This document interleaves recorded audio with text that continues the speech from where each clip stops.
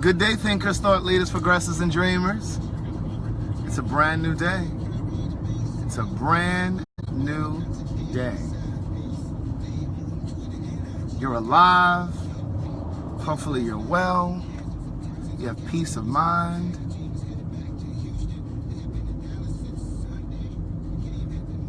How you guys feeling?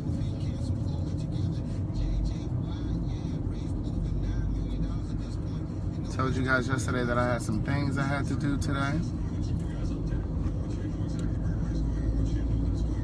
Good morning. Good morning, people. Good morning.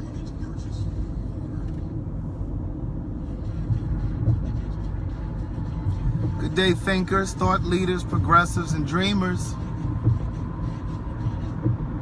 Who's up? Who's driving?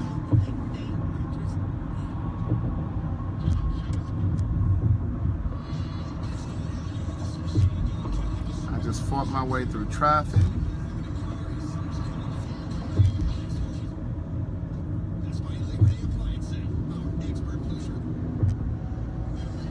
Good morning, Trina, Michael, Irene. Irene, I got your message too about the books. Thank you for supporting both of the books. Thank you very much.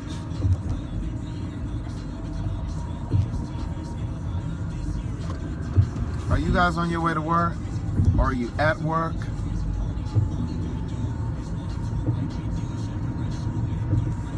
So I realized yesterday in 1,000 feet, exit right. After I'd taken my mom to breakfast, that they didn't give her a senior discount. Exit right to exit 87, State Route 400 North, Buckhead, coming. But I'm gonna let them have it. They charged me full price for Gladys. She's a senior. She should have gotten her senior discount. This traffic is awful. I'm cutting around, folks. Watch out, vehicle stopped on shoulder ahead. On your way to work, Irene. I slept well. I had a good night's sleep. Even after my nap.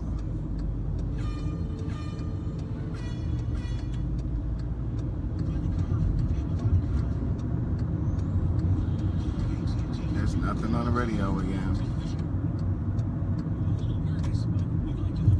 Good morning, Rashid.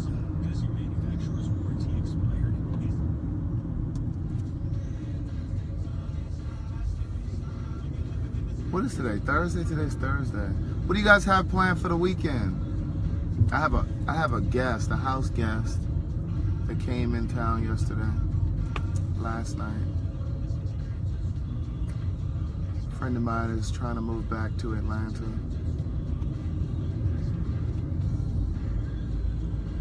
So I was gonna try to read a little passage to you guys last night for story time, but I didn't get a chance to because I was talking to him. And then I had to get myself together for today. Irene got a hair appointment. Irene, what city are you in? What city are you guys watching from? Where are you guys? Estimated time in traffic, 10 minutes. Continue straight for 10 minutes to exit 4A, I-285 East, Greenville, Augusta. D. Good morning, AC. AC, when are you moving to Jersey? Joycey. Dallas, Texas, Columbia, South Carolina. Trenton Green.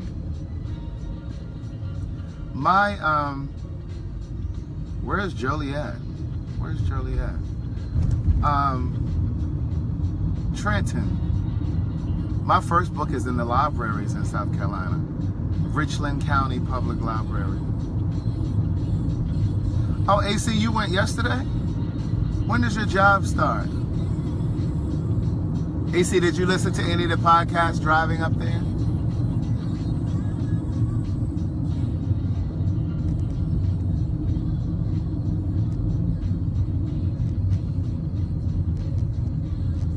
Joliet, Illinois.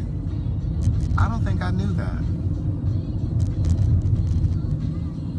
You live in Richland County? Well, Words Never Spoken is in the library there. Not that I'm encouraging you to borrow it. Oh, AC, you start working tomorrow? Good morning, people.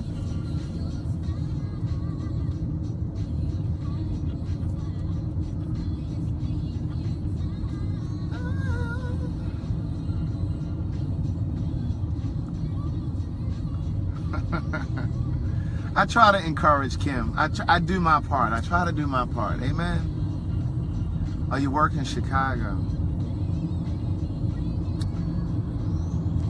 Yes, so it's a gloomy morning today in Atlanta. It's 74 degrees, but it's gloomy. Watch out, vehicle stopped on shoulder ahead. Seemed like there was something I was going to tell you guys, but I can't remember now. And when you can't remember, that means it's not important. Oh.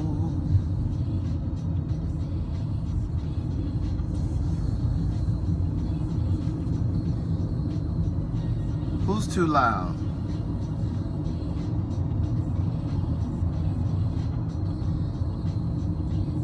Oh, Siri is too loud? Waze, let me turn her down. So I need to catch up on, oh, you know what I didn't watch this week? I didn't watch Being Mary Jane. But you know what, I'm kind of losing interest in Being Mary Jane. And I was such a fan, like the first 2 seasons. But it's just getting ridiculous. It's really getting ridiculous, the show.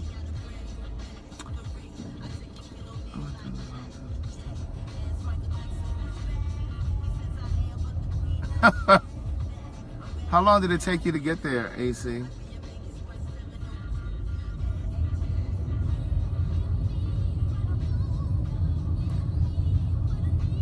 I know, like, okay, so back to Being Mary Jane. So, okay, here's my problem with it.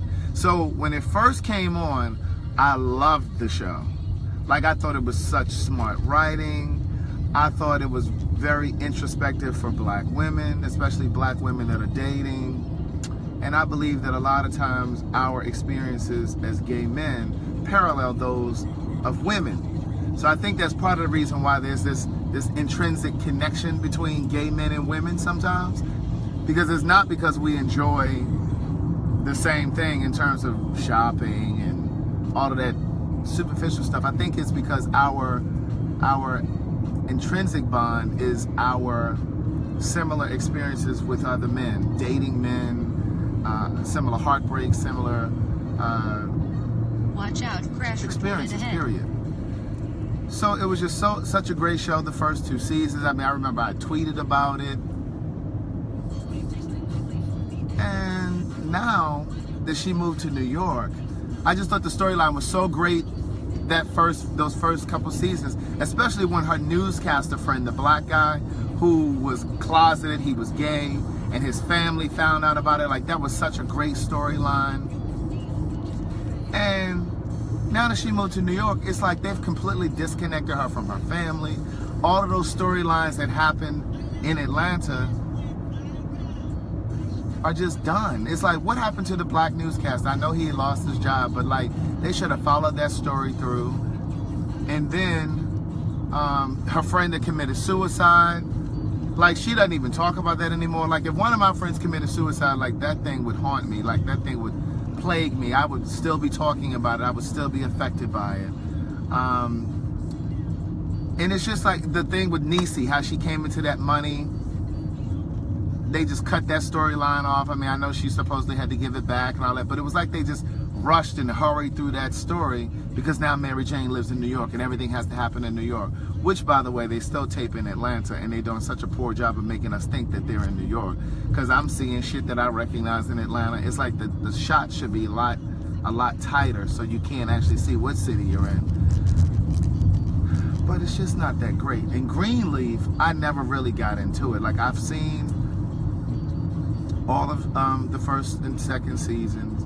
I'm watching the third season now, but it's just not that great to me. really isn't great. But Being Mary Jane, I think part of the reason why it's not as good now is because Mara Brock Akil is no longer like hands-on. Like, she's working on something else. She's developing a show for the OWN network. And she's still an executive producer, but she's not hands-on like she was before. Yeah, and so like Patrick Ian Polk is now over there at Being Mary Jane writing episodes. And if you guys know who he is, he did Noah's Ark. And I just don't think that it's that great now. I really don't. But yeah, they're doing a lot of stupid stuff on Being Mary Jane. I agree. I love Queen Sugar. I've told you guys that before. I can't wait for it to come back.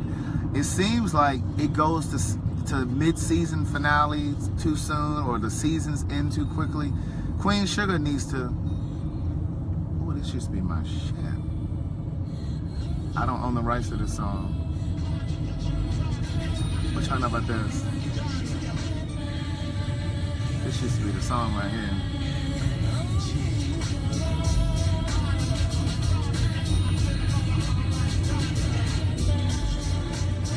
No, I've never seen Have and Have Nots. Can I be honest? Can we be honest this morning? Let me know if I can be honest, because I know some of y'all get really sensitive. Just let me know if I can be honest. I don't know if we're at that point in our relationship yet where I can be honest and completely transparent. So you let me know if I can be honest. And then I'll tell you what I think about Have and Have Nots. In a fat ass crib with thousands of kids. Exit right to exit 48. Now I'ma make sure we be living in the fucking lap of luxury. I'm realizing that you didn't have to fuck with me, but you did. Now I'm going all out, kid, and I got mad love to give. You my nigga. Hey. I see y'all already going in on Tyler. Okay, so here's what I think. Let me start with the good. Let me start with the good. I'm gonna start with the good, right? Because you gotta be really cool. You gotta be really clear with folk when you offering your opinion, right? So let me start by saying I think Tyler has done an amazing job of carving his own lane and creating his own path, right? In the way that I'm doing with my books. Like, I didn't wait for somebody to give me permission to tell my story. Augusta.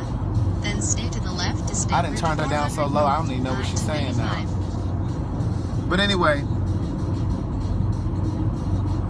I created my own path with these books. So that's what he's doing with his stuff. But with the kind of money he got, his lighting should be better in his TV shows. His lighting should be better. And like when you look at like Queen Sugar, like Ava DuVernay's work, like the lighting is exceptional. Like when you look at those black people, they look so rich. Like their skin looks rich. The colors in their clothing, in their hair, and their makeup, it just looks rich, right? And you may not know this by just looking at it, but when you look at a show that does it well, you know what I'm talking about. And his actors are poor sometimes, a lot of times. Their wardrobe is terrible, and God knows them wigs are awful. Exit to exit 58, Dunwoody. So I just feel like he needs to invest more in lighting and his production value, right? And then in terms of his writing, it's just sophomoric. That's the word for the day. Sophomoric. Look that up if you don't know what that means. So to me, it's just like his words are sophomoric. And again, I think that his work serves a certain community of people, and that's great. A certain audience, that's great. But I think also sometimes he spells things out too much, making it predictable. He spells things out. I believe that a great writer gives you enough, gives the audience enough, and leaves room for the audience to grow, and leaves room for the audience to think. Like, you don't have to spell everything out. You don't have to dumb down your work. And I think sometimes he does that. So I've never seen Have and Have-Nots. I've never seen any of his TV shows, if I'm being frank, if I'm being honest. And I've only seen maybe one or two of his early plays, and I talk about this in the first book. I would go to his shows because he would give me tickets to go, so that was why I would go. But then I just stopped going because I just wasn't interested. Like my mind would be wandering. I'd be thinking about other stuff while I was in the theater. I've only seen I've seen a few of his movies. I have seen a few of his movies, but I just don't believe in supporting stuff just because it's black. You know what I mean? And you know that, y'all know that I support black business. I'm gonna go out of my way to support black business, but I support black businesses when we do it well. I can't support you just because you're black. Now, I'm not gonna be able to do that. So, because I think that's how mediocrity slips in, is because we give each other a pass just because we're black. And that's why sometimes we get subpar service, or subpar quality, or subpar production, subpar movies, or music, or whatever. You know what I'm saying? Because people are afraid to critique or criticize because black folks are so quick to call somebody a hater. Oh, you just a hater. And so for a long time, I wouldn't even really speak on his stuff because people would say, oh, you just hating because he didn't help you. Or you just hating because you're not where he is. And it's like, well, is that why I'm doing it? And I was like, well, no, the shit is just garbage. You know what I'm saying? Because when people do it well, like Ava DuVernay, I celebrate them and I talk about it, I write about it, I post about it. So it's not that. I'm trying to know about this. I don't own the rights to this. Who is this? Who sings this? Tender. Chicken circuit or chidlin? Chicken circuit or chidlin? I have a podcast coming up talking about that. In fact, it's called The Social Responsibility of the Arts, and I have a girl that she's a thespian. She does a lot of theater work, and she's actually about to go on tour with a project, with a play called Waitress. It's on Broadway right now, but she's a part of the touring company, right? You know, they have different actors, so they have the actors that sit on Broadway, but then they have the touring company, the actors that go around the country. So she's going to be on the touring company of Waitress. And so she's on the podcast with me talking about the social responsibility of the arts. I was supposed to turn in there. I get so distracted when I talk to y'all. Right, but yes, Irene, it's ready for the world. But so we're talking about the social responsibility of the arts, and we talk about Tyler. We talk about Scandal, the TV show. We talk about How to Get Away with Murder, Insecure, which is Issa Rae's. Issa Rae is another one that I celebrate. So again, you know, I give credit when credit is due, but when that shit ain't due, I ain't giving it to you. But again, I do credit Tyler with doing a lot of great stuff, and in terms of opening up doors for a lot of black employees. I mean, you can look at it from that perspective, but I mean, I think your work still needs to elevate, it still needs to grow. Amen? Them same storylines over and over. Because see, here's the theme in his stuff, and I'm going to see if you're going to rock with me on this. When you look at his movies, there's always like a female villain. Then turn right on Mount Vernon Highway. So there's like a female villain or some evil woman that doesn't appreciate some really good man. And then they end up breaking up, and then the good man finds another woman who really appreciates him. Or there's some downtrodden woman who's getting walked all over or stomped on or physically abused by some man. And then some hero man comes by and, saves her and her children, and but it's like, no, the message really should be, after that horrible relationship, sit your ass down and process and heal. You know what I'm saying? But we have this thing where you think that if you move on to the next relationship right away, it is Force MDs. Thanks, Alicia. Irene chiming in all wrong.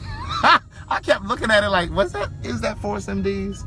Turn right on perimeter. I mean, is that Ready for the World? But yeah, so that's usually his themes in his movies. In 600 feet. So that's turn the other right thing. On you gotta pay perimeter attention center to west. stuff like that. Then turn right. Good morning. Yeah, Alicia, it is Force MDs. It's okay, Irene, you tried. We appreciate you trying. Next time, Google though. I'm just kidding. I appreciate you, Irene, for supporting my books. I don't want to get on your bad side. I'm gonna go ahead and get me a little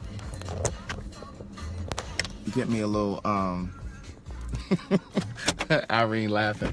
Go ahead and get me a little breakfast smoothie. I can't even get out the car.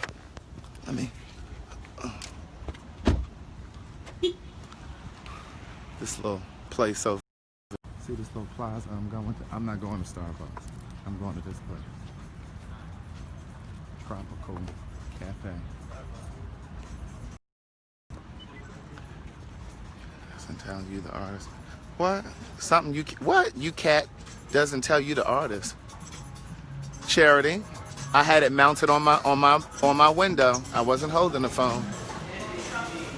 Hi, good morning. Do you still do the happy hour?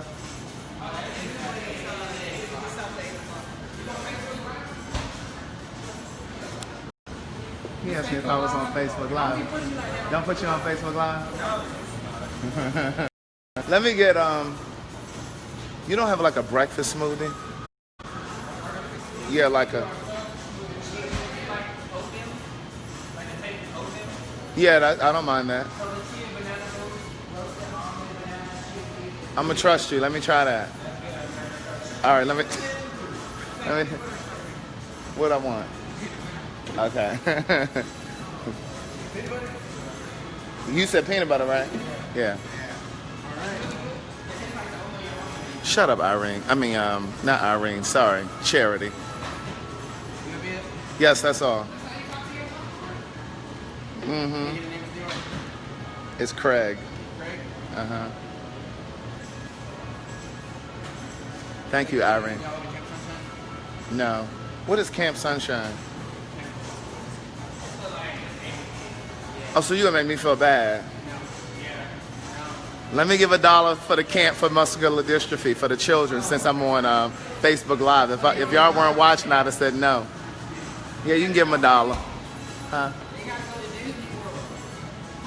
Are there any watch this. Are there any black children in this camp? Are there any black children in this camp? I want my $1 to go to the black children. No, I want my $1 to go to the black children, okay? We get disadvantaged enough. It's a camp called, what's it called? Oh, it's called Camp Sunshine. It was a little black baby. All right, I want my $1 to go to her.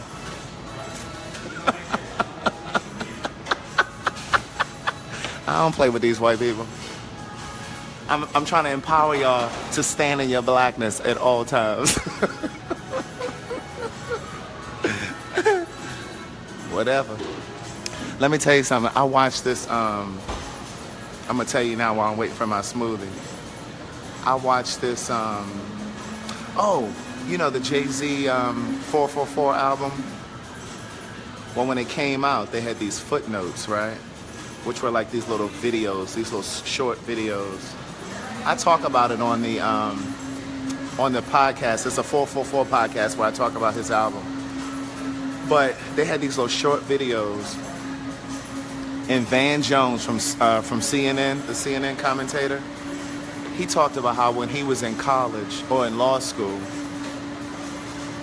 how the other law students that were white, because of their white privilege, they oftentimes were given like positions that he didn't even know about, like when they were students. Like they would sometimes, yeah, the footnotes were dope. If you haven't seen the Jay-Z 444 footnotes, you don't have to have title. It's on YouTube now, so go on YouTube. Thank you. You too. Let me put this on here. Give me a second. Let me put my straw in. If this isn't good, do I get my money back? I'm just playing. Bye-bye. It's good. It's a really natural smoothie. It has oatmeal in it and peanut butter and stuff. High protein. So back to the story. So Van Jones was saying on the 444 footnotes that when he was a law student, a lot of the white students, because of their white privilege, were given opportunities to work at like the court, like they were court assistants, like they were getting all this hands-on training. Let me turn this music on. They were getting all this hands-on training. See, I had to put my phone back up there. They were getting all this hands-on training, working at courts. They were working with like the secretaries in the courts or working with under different judges and stuff. So they were getting all of this first-hand experience. So by the time they graduated law school, they had all this extra experience that he didn't even get because he didn't even know this stuff was going on. So what he was saying was, and it was such a valid point, racism isn't just the things that white people do to you. It's the things that they don't even tell you about. It's the shit that they don't even include you in. And that is true. And so my point in this whole camping here, they asked me if I wanted to donate $1. I was going to say no, but because y'all were watching, I gave them $1. But anyway, and so it's a camp for disabled kids called Camp Sunshine. And I said, well, okay, well, how many of them students are black? How many of them campers are black? Because, you know, we got to look out for our own. Because there ain't no guarantee that they're going to look out for us. Nobody else is going to look out for us. Okay? So I wanted to earmark my $1 for a little black kid. But that's the end of that story. But you know, you got to be okay being as black as you are in your everyday life. Don't be mincing words because white people listening.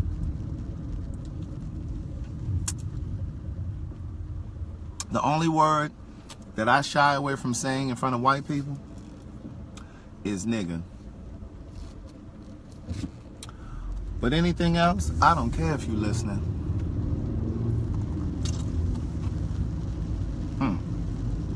Sure will.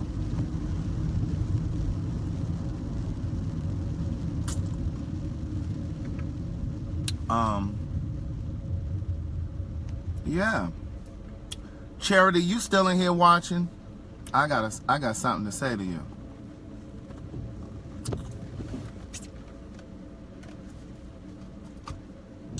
This is pretty good. This should hold me for a little bit.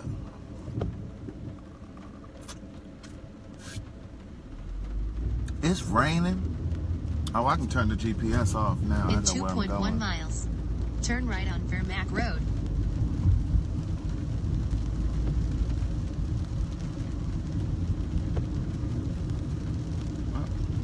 Good morning, Tyrone.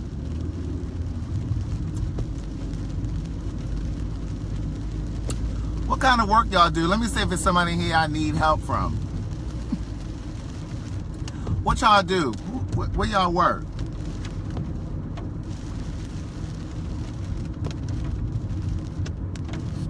Cause see, that's another thing we don't do enough of. We don't always know. especially in the black gay community, and I've said this plenty of times before. I remember when I used to go to clubs and stuff. Hey, Samantha. I remember when I used to go to clubs and stuff, like in my 20s and a good portion of my 30s. I would see some of the same people all the time. Like, I'd go out and hey, what's going on? You know, how you doing? Da, da, da. And would never know what they did for a living. And you know where that comes from? A lot of times with black gay men, we don't often share the work that we do or what we do out of this fear of being outed. Like, so many of us come into this community closeted, and you're so protective of your information and your business, like where you live, and because you know there's so many who fear being outed, or have heard stories of somebody being outed, you know, somebody going to your job carrying on. And so when I first came out, I had a friend, I write about him in my second book. His name in the second book is Dash. And he taught me a lot. Like when I first came out, like when I would go to the clubs, we would go to the clubs. I remember the first time we went to the club together, I had pulled out my debit card. Debit with a K. I pulled out my debit card. And he was like, what you about to do? I said, I'm about to get a drink. He was like, bitch, you ain't got no money? I said, no, I don't have no cash. He said, well, if you ain't got no, he said, if you don't got no cash, then you ain't using your card. He said, these motherfucking kids will steal your soul. He said, they'll steal your fingerprint if you let them. And I said, what you talking about?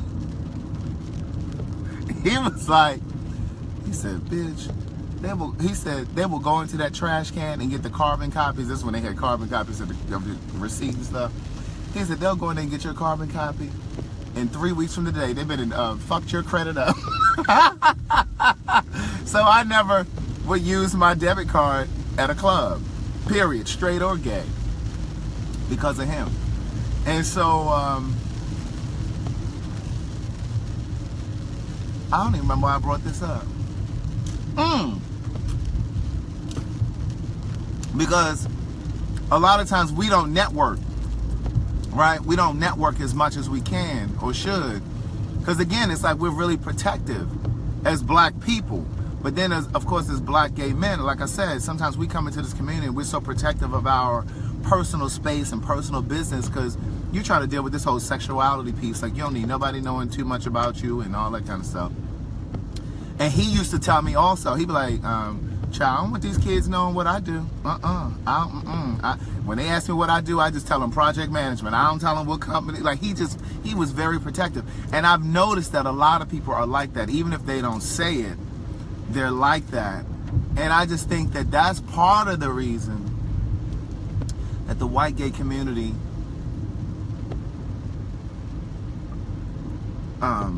networks better than we do. And because I have another friend who said to me, he was like, he used to live here in Atlanta. He said to me, I'm trying to watch for my turn because I be getting distracted with y'all. He used to say to me, he said, you know, with all of them black gay men in Atlanta, he said, it's such a disappointment. He said, because y'all should be so much further. They need to cut these trees back so I can see the street sign. Y'all should be so much further than you are. He said, and it's just such a disappointment. And I thought about it and I said, yeah, he kind of right. And not to say that, and Gladys even had something to say about that. Yeah, because you black gay men, y'all just need to, y'all community. I'm like, girl. She swears she knows it all. She's a Libra. You know, them Libras.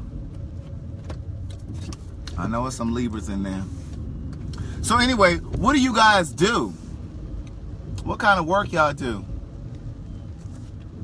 Because I think we need to support each other more and network more. Amen. Amen.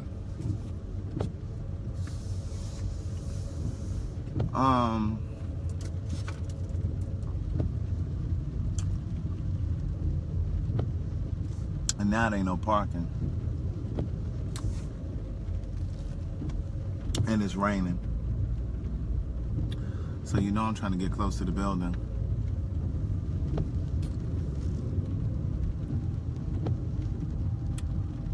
This don't make no sense.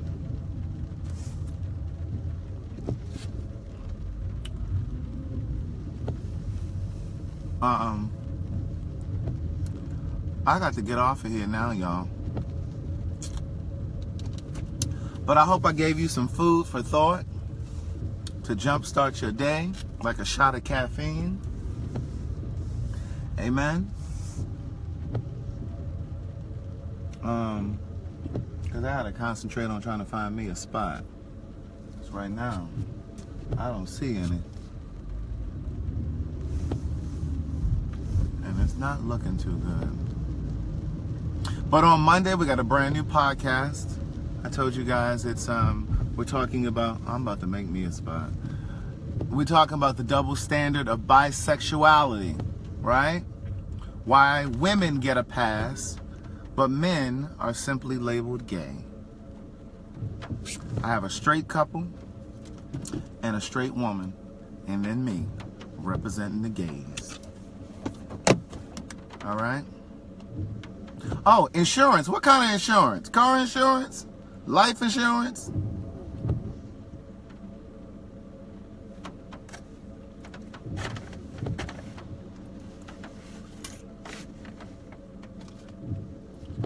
Dun, dun, dun, dun, dun, dun, dun. I got a little, yeah. Stop worrying about what's in my bag. Y'all nosy. Oh, y'all nosy. I heard you. What's in his bag? What's that? That's why I gotta go, because y'all being nosy. Bye.